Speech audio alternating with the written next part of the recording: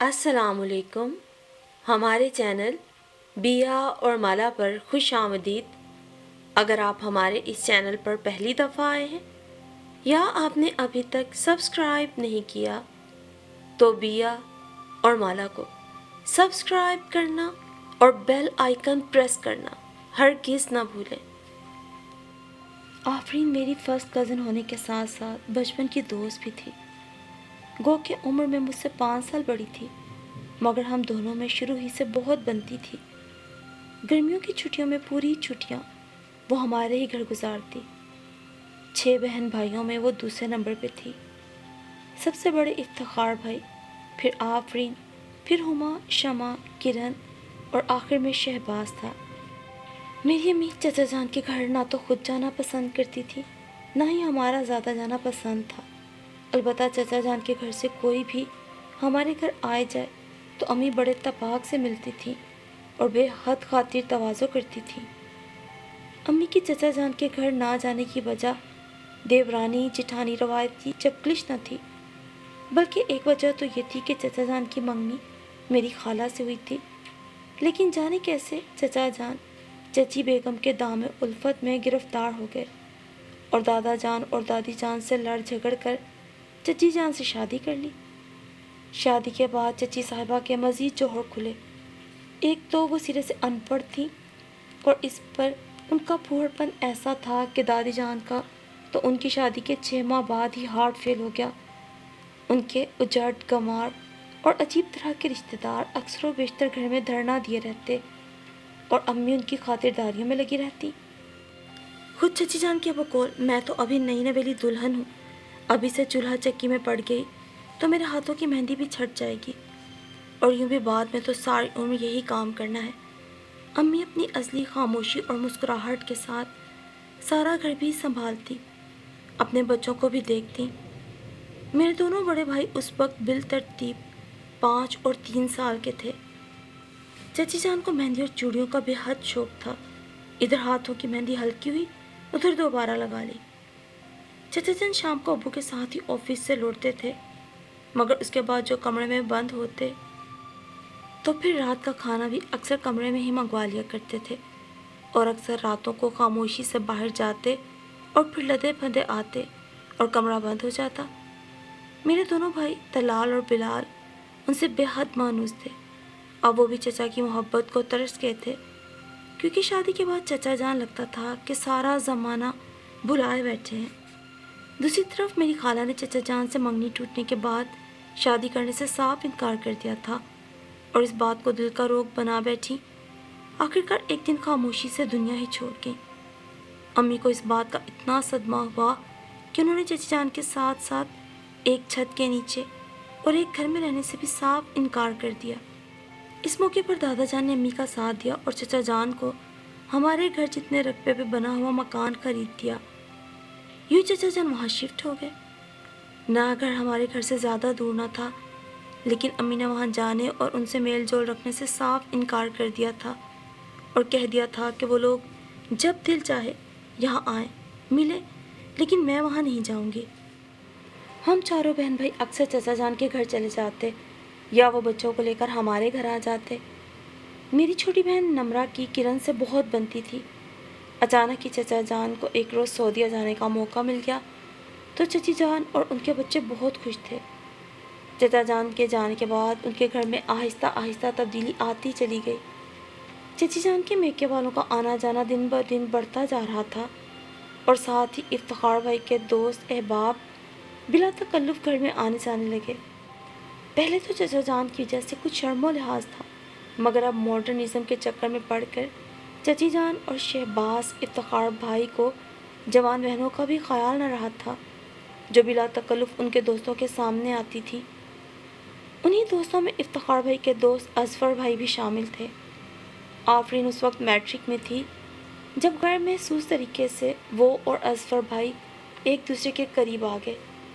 اظفر بھائی کی والدہ سے چچی جان کی جان پہچان تھی، لیکن اظفر کی والدہ چچی جان سے ملنا پسند نہیں کرتی تھی، کیونکہ ان کے خیال میں چچی جان انتہائی پھوہڑ بد سلیقہ ہونے کے ساتھ ساتھ ایک انتہائی ناعاقبت اندیش عورت تھی جو اپنی جوان ہوتی ہوئی بچیوں کی طرف سے قطعی لاپرواہ تھیں اور گھر میں نامحرم مردوں کا مجمع لگائے رکھتی تھیں، جبکہ لڑکیوں کی یہی عمر ہوتی ہے جب ہر طرح کے ماحول کا وہ فوری اثر قبول کرتی ہیں۔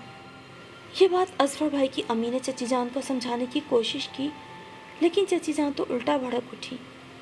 آپا، تم اپنے مشورے اور نصیحتیں اپنے پاس رکھو، اصل میں تو یہ تمہارا حسد بول رہا ہے کہ تم میری جیسے عیش و عشرت کی زندگی میں کیوں نہیں۔ چچی جان نے انتہائی نخوت سے کہا، پہلے تو تم اپنے آپ کو اس قابل بنا لو کہ واقعی لوگ تم سے حسد کر سکیں۔ تم 4 بیٹیوں کی ماں ہو، ابھی تمہارے بیٹے بھی اپنے پیروں پہ کھڑے نہیں ہوئے، شوہر کو باہر گئے مشکل سے 1 سال ہوا ہے، ابھی بھی وقت ہے، بیٹیوں کی جہیز کے لیے کچھ جوڑ لو، کچھ آڑے وقت کے لیے بچا لو، اور کچھ نہیں تو اوپر کی منزل تعمیر کرا کے کرائے پہ دے دو تاکہ کچھ آسرا رہے۔ کل کو اعجاز بھائی مستقل طور پہ پاکستان آئیں تو کوئی مشکل نہ ہو۔ اور ہاں، بچوں کا غیر مردوں کے سامنے آنا بھی بند کراؤ، بھلا کوئی دکھ ہے، باپ پردیس میں مشقت کر رہا ہے اور یہاں گل چھڑے اڑائے جا رہے ہیں۔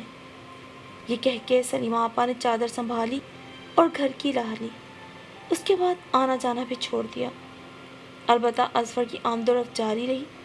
وہ فطرتاً اپنے والدین کی طرح شریف اور سیدھا سادہ لڑکا تھا۔ B.Com کے بعد اس کے والد نے اسے ایک جنرل اسٹور کھول دیا تھا۔ خود وہ ریٹائرڈ زندگی گزار رہے تھے۔ پینشن کے علاوہ اوپر کے مکان اور دکان کی آمدن بھی تھی۔ بیٹیاں تینوں شادی شدہ اپنی زندگی میں بہت خوش اور مطمئن تھی۔ بھائیوں میں اظفر سب سے بڑا تھا، پھر ظفر FSC کر رہا تھا، اس کے بعد قمر تھا جو میٹرک میں تھا۔ گھر کا ماحول بہت سلجھا ہوا اور دیندار قسم کا تھا۔ خود اظفر کی والدہ سلیمہ بیگم بے حد نمازی، پرہیزگار اور سگھڑ خاتون تھی۔ آفرین اپنی چاروں بہنوں کے مقابلے میں سلیقہ مند، تمیزدار، باادب قسم کی لڑکی تھی۔ اس کی سب سے بڑی خوبی اس کے لمبے گھنے بال تھے۔ حالانکہ سانولی سلونی عام سے نین نقوش تھے، لیکن پھر بھی اس کی شخصیت میں ایک کشش تھی۔ خود سلیمہ کو بھی یہ لڑکی بہت پسند تھی، لیکن اظفر نے جب اپنی پسند کا اظہار ماں کے سامنے کیا تو وہ اچھل پڑی۔ پاگل تو نہیں ہو کہ تم، انہوں نے غصے سے کہا۔ ماحول دیکھا ہے تم نے اس کے گھر کا، اور وہ اس کی ماں دیکھی ہے؟ آخر ماں کا کچھ نہ کچھ اثر تو بیٹیوں میں آیا ہوگا نا۔ میں تو ہرگز اس عورت کے گھر اپنے بیٹے کا رشتہ مانگنے نہ جاؤں۔ امی پلیز کچھ میرا ہی خیال کر لیں، میں بچپن سے اس لڑکی کو دیکھ رہا ہوں، یقین کریں وہ بالکل الٹ ہے، اپنی ماں کی طرح نہیں ہے، بے حد سلجھی ہوئی، سگڑ اور شریف لڑکی ہے وہ۔ آپ تو خود اس کے سلیقے کی بہت تعریف کرتی ہیں۔ میں تو نہ جانے کتنی لڑکیوں کے سلیقے اور ہنر کی تعریف کرتی ہوں، مگر بیٹا بہو تو ان میں سے ایک ہی کو بننا ہے نا، سلیمہ نے غصے میں جواب دیا۔ بہرحال میری شادی یا تو آفرین سے ہوگی یا کسی سے نہیں۔ اظفر یہ کہہ کے کمرے سے باہر چلا گیا۔ کچھ عرصے بعد اظفر کی ضد سے مجبور ہو کر سلیمہ آپا مارے باندھے آفرین کو بہو بنا لائیں۔ جہیز تو بہت شاندار تھا، fridge, T V, oven, bedroom set, سونے کے زیورات اور ساس نندوں کے کنگن۔ ان سب چیزوں کو دیکھ کر آفرین کی مخالفت کا غبار جیسے بیٹھ سا گیا، اور پھر سب سے بڑھ کر اس کا سلیقہ اور خوش مزاجی۔ کھانے پکانے کے ساتھ ساتھ وہ سلائی کڑھائی اور نیٹنگ میں بھی ماہر تھی، اور یہ سب کچھ اس نے محض اپنے شوق اور گھر کے ماحول سے مجبور ہو کر ادھر ادھر سے سیکھا تھا۔ اور پھر سسرال کا ماحول دیکھ دیکھ کر وہ خود ہی نماز اور دیگر عبادات کی طرف مائل ہو گئی۔ اظفر کے ساتھ ساتھ گھر اور خاندان کے تمام افراد اس سے خوش تھے۔ شادی شدہ نندیں جب بھی آتی وہ ان کے لیے خاصا اہتمام کرتی تھی، بچوں کے لیے ان کی پسند کے کھانے الگ بناتی۔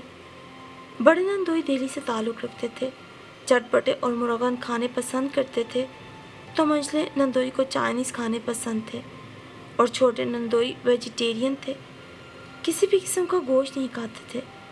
جبکہ تینوں ایک ساتھ آتی تھیں تو اس کے لیے کام کافی بڑھ جاتا، مگر نندیں اچھی سلجھی ہوئی، خوش مزاج اور پھرتیلی تھیں، تینوں ہی بھاوج کے ساتھ لگ جاتی تھیں۔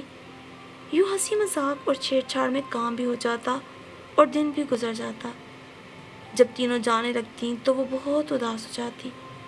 بڑی نند زاہدہ اکثر چھیڑتی تھی، بھائی بھاوجے تو نندوں کے آنے سے ناخوش ہوتی ہیں اور جانے سے خوش، مگر تمہارا تو الٹا ہی معاملہ ہے۔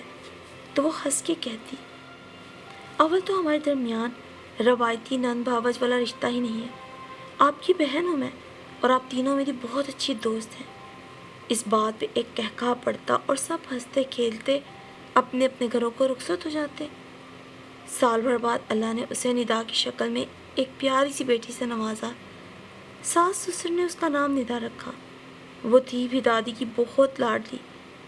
ادھر پھپھیوں کا دل بھی بھتیجی میں اٹکا رہتا، کبھی دونوں چچا اسے اٹھائے اٹھائے پھرتے۔ ابھی ندا 2 سال کی بھی نہیں ہوئی تھی کہ ارسلان صاحب تشریف لے آئے، اور دادا تو جیسے پوتے کو دیکھنے کے لیے جی رہے تھے۔ ابھی ارسلان 6 ماہ کا بھی نہیں ہوا تھا کہ رشید صاحب پہلے ہی اٹیک میں اللہ کو پیارے ہو گئے۔ ان گھڑیوں میں آفرین ہی تھی جو کبھی بھاگ بھاگ کر ساس نندوں کو دلاسا دیتی تو کبھی شوہر کی دل جوئی کرتی، جو باپ کے اچانک انتقال سے یکدم بجھ کے رہ گئے تھے۔ کبھی بچوں کو دیکھتی۔ ان حالات میں اس کے میکے والوں نے اس کے سسرال والوں کا بہت ساتھ دیا۔ حالانکہ سلیمہ بیگم آفرین کے میکے والوں کو بالکل پسند نہیں کرتی تھی، مگر گزرے ہوئے کچھ سالوں نے ان کے دل و دماغ پہ جمے ہوئے غبار کو کچھ کم کر دیا تھا۔ وقت کا کام ہے گزرنا، دبے پاؤں یا تیزی سے وقت گزرتا ہی رہتا ہے، مگر سلیمہ بیگم کی اداسی میں گزرتے وقت کے ساتھ کوئی کمی نہ آئی۔ ایک دن سلیمہ بیگم نے بھی چپکے سے آنکھیں بند کر لیں۔ آفرین اب 4 بچوں کی ماں بن چکی تھی۔ ندا، ارسلان، ذیشان اور نشا، 4 بچے اسکول جاتے تھے۔ اچانک اظفر اور قمر نے جنرل اسٹور اور مکان میں اپنے اور بہنوں کے حصے کا مطالبہ کر دیا۔ بہنوں نے تو دراصل ایسا سوچا بھی نہ تھا، مگر سب سے چھوٹا نندوئی شبیر جو بہت لالچی طبیعت کا عیار شخص تھا، اس نے ہی دراصل یہ پٹی پڑھائی تھی سب کو کہ اظفر اکیلا جنرل اسٹور کا مالک بنا بیٹھا ہے اور دونوں ہاتھوں سے پیسہ کما رہا ہے، اور دونوں بھائیوں کو پڑھائی کے نام پر ہر چیز سے بے دخل کر رکھا ہے، جبکہ حقیقت اس کے برعکس تھی۔ اظفر چاہتا تھا کہ دونوں چھوٹے بھائی والدین کی خواہش کے مطابق اعلیٰ تعلیم حاصل کریں اور پھر جس پروفیشن میں آنا چاہیں آ جائیں، لیکن شبیر کی باتوں میں آ کے دونوں بھائیوں اور بہنوں نے اپنے حصے کا مطالبہ کر دیا۔ مکان اور جنرل اسٹور بیچ کر جو رقم حاصل ہوئی تھی سب بہنوں بھائیوں میں شرعی طور پہ تقسیم کر دی گئی۔ ظفر اور قمر تو رقم ہاتھ میں آتے ہی امریکہ نکل گئے۔ اظفر کے پاس اب سر چھپانے کے لیے چھپڑ بھی نہیں تھا۔ اس موقع پر آفرین نے اپنے والدین سے مدد مانگی، کچھ لاکھ انہوں نے دیے۔ یوں کراچی کی ایک پسماندہ بستی میں 2 کمروں کا کچا مکان اور ایک چھوٹی سی دکان اظفر نے لے کر ایک نئی زندگی کا آغاز کیا۔ کہاں 3 منزلہ عالی شان مکان اور بہت بڑا جنرل اسٹور، اور کہاں چھوٹا سا تنگ و تاریک مکان۔ دکان بھی اتنی چھوٹی سی تھی کہ اسے جنرل اسٹور کی بجائے پرچون کی دکان کہا جائے تو زیادہ بہتر تھا۔ اب یہاں سے آفرین اور اظفر کی آزمائش کا نیا دور شروع ہوا۔ آفرین نے اپنا زیور بیچ کر دکان میں سامان ڈلوایا۔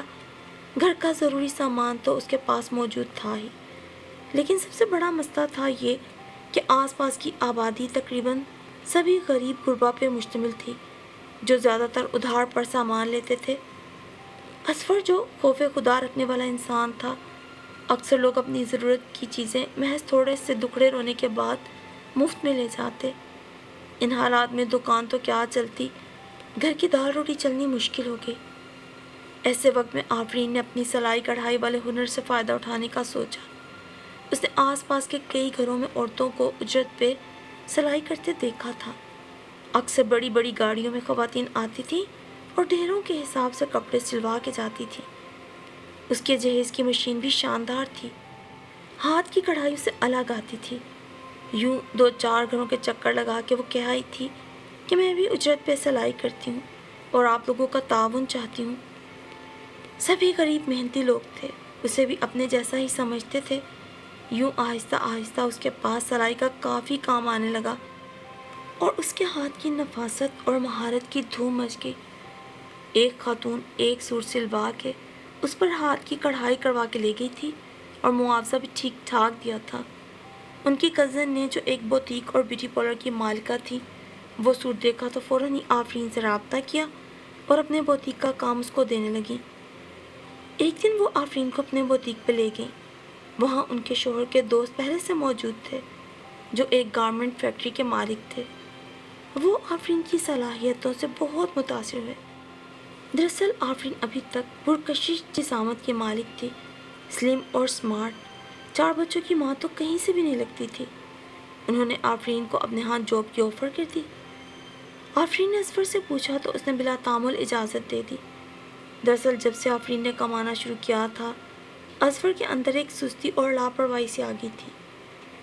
ऑफिस का पहला दिन ही आफरीन की तबाही का नुक्ता आगाज़ था।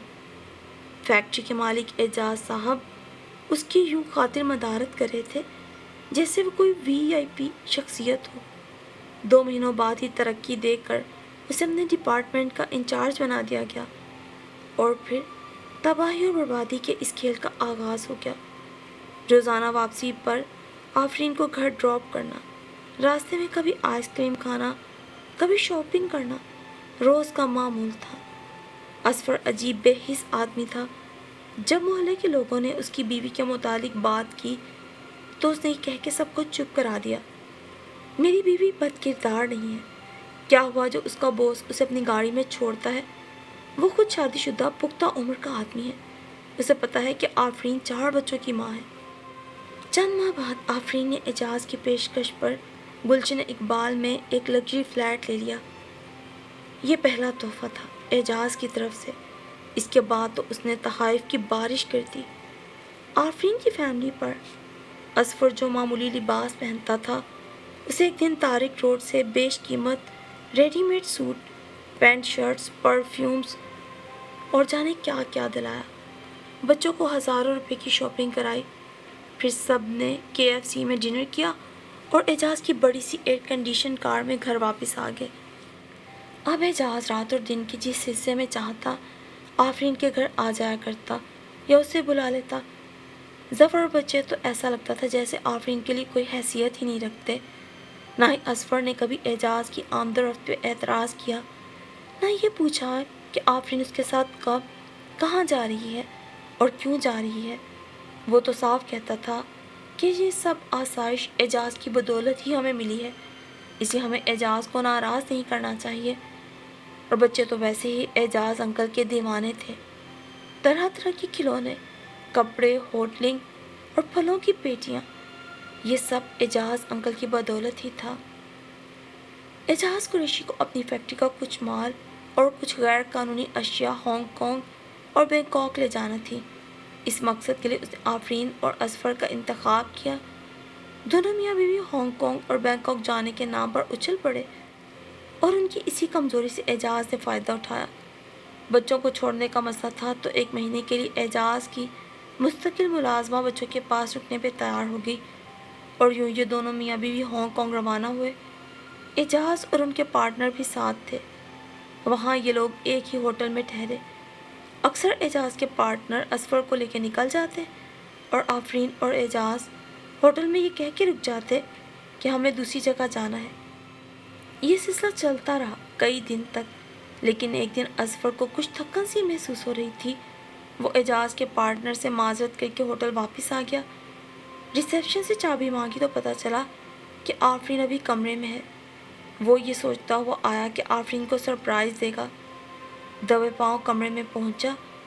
वहाँ आफरीन के साथ एजाज को देखकर उसके दिमाग की रगें भड़क उठी, मगर वो यहाँ पर मुकम्मल तौर पे एजाज के रहमो करम पे था। बेशक वो एक काहिल और बेहिस इंसान था, लेकिन बेगैरत नहीं था। वो खामोशी से आकर बाहर लाउंज में बैठ गया। कुछ ही देर बाद उसके पास आफरीन भी आकर बैठ गई, मगर उसकी नज़रों में, अंदाज में किसी भी किस्म की शर्मिंदगी नहीं थी। यूँ लग रहा था एजाज और वो शुरू से ही एक दूसरे के करीब रहे हैं। आओ असफर, आउटिंग पे चलते हैं। उसने बेतकल्लुफ़ी से असफर का हाथ पकड़ा और असफर ने उसका हाथ यूँ झटका जैसे वो उसके लिए नामहरम हो। चलो ना असफर, बोर मत करो प्लीज़। क्यों? एजाज ने तुम्हारी बोरियत दूर नहीं की। اس نے طنزیہ پوچھا۔ مجھے اعجاز کے متعلق ہی تم سے بات کرنا ہے، آفرین بولی، اور یہ یہاں پردیس میں آسانی سے اس لیے ہو سکتی ہے کہ ایک تو یہاں آس پاس ہماری زبان سمجھنے اور سننے والا کوئی ہے نہیں، اور دوسری بات یہ ہے کہ ابھی ہم بچوں سے دور ہیں، کھل کے بات کر سکتے ہیں۔ بچوں کے سامنے بات کرنا میرے لیے بہت مشکل ہے کیونکہ تم تو سارا دن گھر میں ہی رہتے ہو۔ میرا تمہیں یہاں لانے کا مقصد یہ ہے کہ ہم کوئی فیصلہ کر لیں۔ فیصلہ؟ کیا مطلب؟ اصفر نے چونک کر پوچھا۔ دراصل اعجاز مجھ سے شادی کرنا چاہتا ہے اور میں بھی یہی چاہتی ہوں، اور میرے ساتھ ساتھ یہ بچوں کی بھی خواہش ہے کہ ان کی آئندہ زندگی طرز طرز کے نہ گزرے، بلکہ وہ ایک خوشحال اور آسودہ زندگی گزاریں جو تمہارے ساتھ ممکن نہیں۔ تم زندگی کی شاہراہ پہ چہل قدمی کر رہے ہو اور ہم دوڑنا چاہتے ہیں۔ تمہارے سب بہن بھائی رشتہ دار غربت کو دیکھ کر ہی تم سے منہ موڑ گئے۔ صرف میں نے تمہارا ساتھ دیا اور بچوں کے ساتھ ہر تکلیف کو سہا، لہٰذا اب چند دن کا کام ہے، کیوں نہ یہ دن ہم ہنس کے اچھے دوستوں کی طرح گزار لیں؟ آفرین بولی۔ مگر میرا خیال ہے اب یہ ممکن نہیں، اصفر نے جواب دیا۔ کمرہ شیئر کرنا ہماری مجبوری ہے، لیکن جو عورت شوہر کی موجودگی میں دوسرے مرد کے ساتھ اس حد تک آگے نکل جائے وہ میری نظر میں کوئی حیثیت نہیں رکھتی۔ یہ کہہ کر اصفر خاموشی سے باہر نکل گیا۔ پھر وہ چند دن بہت کرب اور اذیت کے عالم میں وہاں آفرین کے ساتھ گزارنے کے بعد جب وہ وطن لوٹا تو اسے سب سے پہلے آفرین کو طلاق دی اور گھر سے نکل گیا۔ عدت گزارنے کے بعد آفرین نے اعجاز سے سادگی سے نکاح کر لیا۔ اعجاز نے اسے ایک شاندار بنگلہ حق مہر میں لکھ دیا۔ شادی کے بعد وہ دونوں ہنی مون منانے شمالی علاقہ جات کی طرف چلے گئے۔ حالانکہ اب آفرین کے بچے جوان ہو چکے تھے، اب تو اس کی بیٹی بھی شادی کی عمر میں تھی، لیکن لگتا تھا کہ اس کے ساتھ ساتھ بچے بھی بے حس ہو گئے ہیں۔ کئی دفعہ اصفر نے بچوں سے ملنے کی کوشش کی لیکن بے سود، بچوں نے بھی ملنے سے صاف انکار کر دیا۔ اس کی اور اعجاز کی شادی کو 1 سال ہونے والا تھا جب اسے شہر کے مہنگے ترین ہاسپٹل میں ایک خوبصورت اور صحت مند بچے کو جنم دیا۔ یہ اعجاز کا بیٹا تھا۔ اعجاز نے اسے کہا تھا کہ اگر وہ اس کے بچے کی ماں بن جائے گی تو اسے اعجاز کے گھر میں پاؤں جمانے میں آسانی رہے گی اور اس کے گھر والے اسے قبول کر لیں گے، کیونکہ وہ اپنے والدین کا اکلوتا بیٹا ہے اور لاکھوں کی جائیداد کا مالک۔ ہاسپٹل سے ڈسچارج ہونے کے بعد اگلے دن اعجاز آیا اور کہنے لگا، میں ننھے عدیل کو اس کے دادا دادی سے ملوانے لے جا رہا ہوں، ایک بیگ میں اس کی ضروری چیزیں رکھ دو۔ 2 دن گزر گئے، نہ اعجاز آیا نہ بچے کا کہیں پتہ چلا۔ آفرین کے پاس صرف اس کا موبائل نمبر تھا، فون کیا تو موبائل آف تھا۔ 2 دن بعد ڈاک سے ایک لفافہ آیا جس میں آفرین کے نام طلاق نامہ، ایک بلینک چیک اور ایک مختصر سا پرچہ تھا۔ آفرین بیگم، افسوس ہمارا ساتھ زیادہ عرصہ نہ چل سکا۔ اصل میں میری پہلی بیوی، جو دراصل میری کزن اور محبوبہ بھی ہے، وہ بانجھ ہے۔ یہ سارا کھڑاک میں نے اسی کے کہنے پہ پالا، ورنہ میں تو کوئی بھی بچہ گود لینے کو تیار تھا، مگر نازش کے اصرار پر مجھے دوسری شادی کرنا پڑی۔ میں دوسری شادی پہ اس شرط پہ راضی ہوا کہ میں ڈیلیوری کے فوراً بعد اس عورت کو طلاق دے دوں گا، چاہے بیٹا ہو یا بیٹی۔ نازش راضی ہو گئی۔ اب یہ بچہ نازش کی گود میں پلے گا، جو ایک نیک، وفادار اور شوہر پرست عورت ہے۔ تم جیسی عورتیں بچوں کو جنم تو دیتی ہیں مگر انہیں اچھی تربیت سے، اچھی پرورش سے محروم رکھتی ہیں۔ تمہارے چاروں بچوں نے خوشحالی کے رخصت ہوتے ہی باپ سے آنکھیں پھیر لیں اور باپ پر دولت کو ترجیح دی۔ اب بھی وقت ہے، عدت کے بعد اصفر کو تلاش کر کے اس سے نکاح کر لو، شاید اسی طرح پچھلی غلطیوں کا کفارہ ادا کر سکو۔ یہ مکان میں نے پہلے ہی تمہارے نام کر دیا تھا، بیٹے کی خوشی میں بلینک چیک بھی بھیج رہا ہوں، اپنی مرضی سے جتنا چاہو بھر لینا۔ اعجاز، جو کبھی تمہارا نہیں تھا۔ اور یہ پرچہ پڑھ کر آفرین ہوش و حواس سے بیگانہ ہو گئی۔ آفرین آج کل مینٹل ہاسپٹل میں ہے اور اظفر اپنے بچوں کے ساتھ ان کی دیکھ بھال